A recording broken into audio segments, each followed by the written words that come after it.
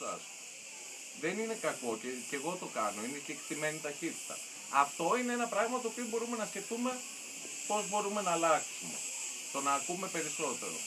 Ένα άλλο πράγμα πάνω στο πώς ακούμε είναι ότι όπως έχουμε ξαναπεί, κάποιοι δεν ήσασταν στα προηγούμενα, αυτό που λέω δεν είναι ποτέ ένα πράγμα. Όταν λέω κάτι και όταν σας μιλούσε ο συνομιλητής σας, αυτό που κάνω είναι ότι δίνω το περιεχόμενο μιας εντολής, δηλαδή λέω ότι εγώ έχω πρόβλημα γιατί τι έκανα, οπότε να μην υποστηρίζει αυτό που λέω, ή μπορεί να δείχνω ότι νιώθω άμπολα που το λέω, οπότε να δείχνω ανασφαλής, αλλά πάντα υπάρχουν δύο μηνύματα. Υπάρχουν το περιεχόμενο της πρότασης, αυτό το άσχετο, και μετά να δω τι γίνεται.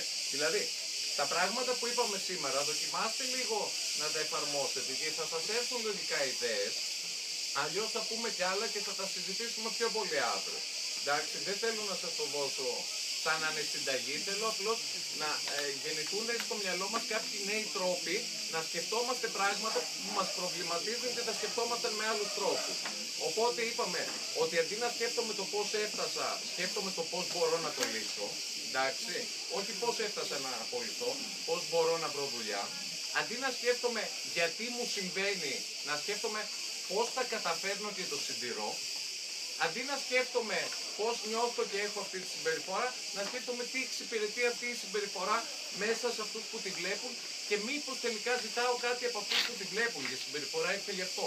Ας πάω να ζητήσω αυτό που έχω να ζητήσω και το βλέπω μετά.